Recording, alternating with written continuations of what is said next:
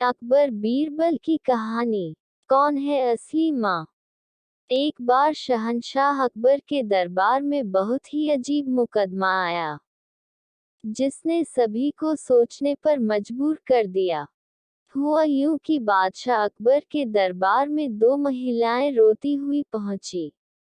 उनके साथ में लगभग 2 या 3 साल का सुंदर सा बच्चा भी था। दोनों महिलाएं लगातार रो रही थीं और साथ ही दावा कर रही थी कि बच्चा उनका है। अब समस्या ये थी कि दोनों शहर के बाहर रहती थीं, जिस कारण उन्हें कोई नहीं जाता था। इसलिए ये बताना मुश्किल था कि उस नन्हे से बच्चे की असली माँ कौन है। अब अकबर बादशाह के सामने मुसीबत आ गई कि न्याय कैसे करें और बच्चा किसको दें। इस बारे में उन्होंने एक एक करके सभी दरबारियों की राय ली, लेकिन कोई भी इस गुत्थी को नहीं सुलझा सका और तभी बीरबल दरबार में पहुंच गए। बीरबल को देखकर बादशाह अकबर की आंखों में मानो चमक आ गई हो। बीरबल के आते ही अकबर ने इस समस्या के बारे में उन्हें बताया। अकबर ने बीरबल से कहा कि अब तुम ही इस समस्या का समाधान करो।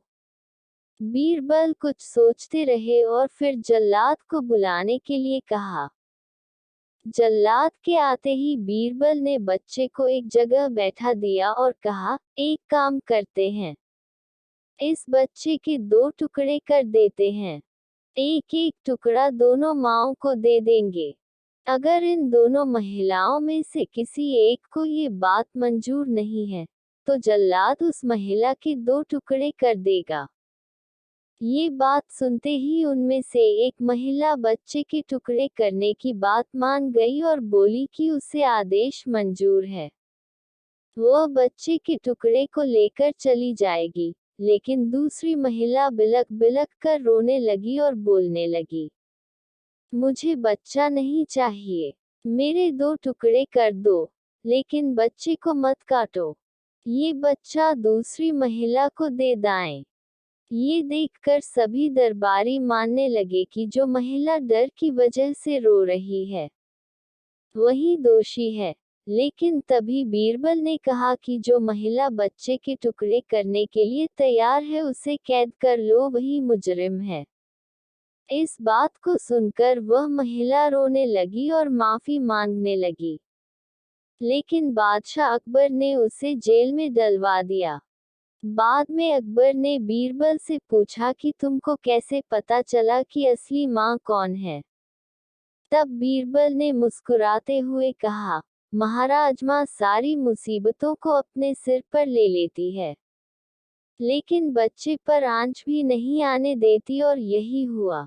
इससे पता चल गया कि असली माँ वह है जो खुद के टुकड़े करवाने के लिए तैयार है, लेकिन बच्चे के नहीं।